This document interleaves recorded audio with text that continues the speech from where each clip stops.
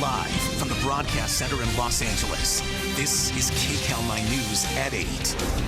Now 8 o'clock, breaking news. An RV pursuit from LA to Bakersfield ends in a tense standoff. 2 more wild pursuits. We're going to show you all the dangerous twists and turns. Then accused of torture, police say this local man waterboarded his wife. 2, hey, everyone listen to this, please. And Kanye West taking over TMZ, his stunning statements about addiction and slavery that still has people talking tonight. Hi, everyone. I'm Susie Sa. Thank you so much for joining us tonight. I'm Jeff Vaughn. We begin with breaking news. Let's go to a tense standoff just ended outside of Bakersfield. A man in a motorhome wanted for kidnapping 2 of his own children from their mother in Santa Clarita. We're told that he has let them go, both children okay. RV was surrounded for 2 hours by the SWAT team in an Almond Grove area. The kids were told walked out by themselves. Again, they are okay. But now the man has disappeared somehow. Police are searching for him now. Well, the standoff went down late tonight near Merced Avenue and Zerker Road, just outside of Bakersfield. The man led the CHP on a pursuit from Hollywood late today, but became stuck in the mud in the Grove. And here is the pursuit from earlier today. We covered it live here on KCAL9. Officers spotted the wanted RV in Hollywood this afternoon and pursued the driver on the 101 freeway, then along the 405, the 5, and then State Route 99 all the way to Bakersfield. Again, the children are safe. The man being described as a prison parolee is still on the loose tonight. Whoa! And another police pursuit today. The driver of this stolen car hit at least 1 car while speeding through the South LA area. He weaved in and out of traffic, making very sharp turns. Police really couldn't keep up with him. The driver suddenly stopped in the middle of the street. Both he and his female passenger gave up. Officers tried every move to stop a suspect in another stolen car. The dangerous chase sped through Orange County and Los Angeles. Yeah, KCAL9 Orange County reporter Michelle Gili shows us all the wild twists and turns. When a suspicious Santa Ana police officer stopped this driver, he had no ID. He didn't know how to put the car in park, and he also didn't know how to turn it off. And then he took off, headed into LA County. A squeeze play by CHP officers almost worked to stop the pursued Audi driver in Santa Fe Springs, but he floored it over the center median and was off again. It all began around 10:15 this morning after the suspect escaped from a Santa Ana officer who'd stopped him because of suspicious circumstances on the 55 freeway. From there, the pursuit was on. A male passenger jumped out before the driver hopped on the 405 and into LA County. He merged onto the 605, then onto surface streets with law enforcement on his tail. On an off-ramp at the 605 and the 5, traffic got in the way, so the driver went over a cement island and into oncoming traffic, speeding away. I was actually watching it on Facebook Live. And what do you think about what this guy did? He's an idiot. Could have jeopardized a lot of lives and hurt innocent families and stuff like that are out there that don't know what's going on. The Audi bumper was dragging after law enforcement's attempts to stop the car. They thought it might be stolen. The chase lasted more than an hour. In Downey on Interstate 5, the man behind the wheel started to head south again. As a CHP helicopter kept pace with him, he went off-road through a construction site and made a sharp U-turn northbound on the 5. Finally, in Bellflower, on an on-ramp to the 91, another pit maneuver by officers did the trick, spinning the car 180 degrees. We were talking with the driver. The driver was not responsive initially to our commands. Several times we asked him to show his hands to us. Failed to do that, at which time we deployed less than lethal. The suspect handcuffed and walked away. At least 2 needles were found in and around the car as evidence was collected. We don't know yet who the driver is or who this car belongs to. The VIN number, though, places it in Pasadena, and the license plate says it comes from Irvine. There is a lift sticker in the windshield. Luckily, no one was injured in this pursuit. In Santa Ana, Michelle Gili, KCAL9 News.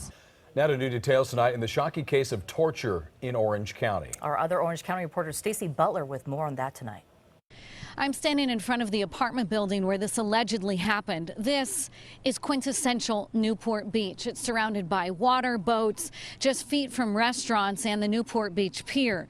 Now, back in January, the district attorney says this guy, 36-year-old Richard Schlosser, locked up his wife, 30 years his senior. The DA says he held her captive and waterboarded her inside their apartment. We want to show you now a complaint filed in Orange County Superior Court. In it, the district attorney said Schlosser acted with the intent to cause cruel and extreme pain and suffering for the purpose of revenge, extortion, persuasion, and for a sadistic purpose. The DA says this all came to light when a friend or neighbor asked police to do a welfare check on his wife. That's when they found her and enough evidence inside their apartment to arrest him. Now, this all happened when Schlosser was out on bail on an unrelated domestic violence case that stemmed from Riverside 2 years ago. Now he is back behind bars in the Orange County Jail. That's the latest from Newport Beach. I'm Stacey Butler, KCAL9 News. And now to our weather and what was a wet commute for many drivers today. Now, this was video from the Grapevine earlier this afternoon. Well, Sky 9 flew in and out of that rain all day. It's been a wet and chilly day across Southern California. I would say the chill was there today, right? Oh, yeah. KCAL9 meteorologist Evelyn Taft joins us now early tonight with another cold and wet night we have, Beth. Hi, guys, and I'm getting you a look at radar right now. Just kind of want to give you a look at the entire picture here, and you will see showers overhead. We're looking at snow showers as well over the mountains. Wrightwood and also Big Bear looking at some snow. Again, just leftover showers at the moment, but we did get rain earlier today, as we just showed you, and we could see more rain come in through tomorrow. In fact, winter weather advisory staying in our forecast. So let's get a closer look at that winter weather, and we've got snow levels coming down to 5,500 feet. So right around resort level, you'll see Wrightwood looking at a bit of snow at the moment, and we're also looking at some snow sitting over Big Bear at the moment as well. So we've got winter weather advisories right there in effect through 11 a.m. for the San Bernardino County Mountains and the Riverside County Mountains. Again, through 11 o'clock tomorrow, we could expect to see mountain snow and maybe some leftover showers. We're going to take you through all of your futurecast. Essentially, it's your forecast model that shows you exactly when and where we're expecting to see that rain. I'll have all the details on it coming up in just a bit. But the much-needed spring rain didn't seem to bother most people. KCAL9's Crystal Cruz found people riding a roller coaster and even jogging as the raindrops came down. We're in Valencia near the 5 freeway, also near Six Flags right behind me, and we noticed people going home early because of the rain. Now here's some video from the Grapevine from earlier tonight where you can see the rain started coming down. Drivers turned on their windshield wipers for the first time in a long time, but traffic moved pretty smoothly as we made our way up here by Six Flags. Now here is video of a roller coaster rolling right along in the rain, but some park goers didn't want to hang out anymore, wet and cold. We also found a guy near the park jogging in the rain. He was fine in shorts and a t-shirt and planned on going a few miles in this weather. He said it's warmer than where he is originally from in Idaho. And here's our favorite guy. He was riding top down convertible life and had no plans on changing that, even though it was really coming down hard. Here's what he told us about driving. You know, the song Bad and Bougie, you know, raindrops, drop top, you know, that's like my lifestyle right there. Celebrity life. It's nice cool weather, and I have a little bit of free time, so I thought I'd go for a run. In the rain? Yeah, absolutely. And that man continued to jog around the park in the rain, and the park was open. We saw roller coasters still rolling, even though the crowds went home. I'm Crystal Cruz in Valencia, KCAL9 News. And don't ever let the weather catch you off guard. Our CBS LA weather app always has the temps and conditions you need to know about, and you can download it for free on Google Play or on iTunes. Thousands of people taking to the streets of downtown today to take part in May Day demonstrations. Union members, immigrant rights groups, and community activists among those marching for the rights of workers. Here's the very latest with KCAL9's Dave Lopez. Behind me, the ending of one of 4 demonstrations throughout the city of Los Angeles. Downtown was affected, and the people took to the streets. Even the dark, overcast, gloomy skies with the occasional raindrops could not dampen the spirits of those who joined in on this May Day protest in downtown Los Angeles. Is this an exciting day? It's a very exciting day. All the workers come together in solidarity. This was one of 4 protest marches in the downtown area today. Organizers say this one was the largest. Labor rights, for human rights, for the immigrants' rights, and the overall right for labor. At Pershing Square, they assembled, and then, after about a 90-minute delay, they headed down their route, 6th Street to Main Street. All of downtown was blocked off for them. In fact, you could walk faster than drive a car in some parts of downtown Los Angeles today. No danger that people will look at this and say, you know, they blocked downtown traffic and messed up our day, no backlash here? This is a peaceful demonstration. This is like a Gandhian kind of philosophy, right? So, no. The number of those who marched through downtown stretched about 2.5 city blocks. They were peaceful and they were determined to make their point. We are here for work. We are peace people. We are not criminals. You have to march and be public in our protest, but we also have to protest at the ballot booth. And for one protester who brought his newborn child, his message was, this is Naomi. Goodness sakes, I guess you're never too young to join in? Nah, hit the ground running. We're in the struggle. Holding Naomi tight, he joined the rest of the group for the 1.5-mile march from Pershing Square to the Roy Ball Federal Building. All of them happy and convinced that they did today what they had to do. So again, one of 4 protests today, and throughout the city of Los Angeles, during these protests, not one arrest, not a single one. From downtown Los Angeles, Dave Lopez, KCAL9 News. Could Special Counsel Robert Mueller issue a subpoena to compel President Trump to testify in the Russia probe? The president's former lawyer, John Dowd, confirms tonight Mueller has already floated the idea.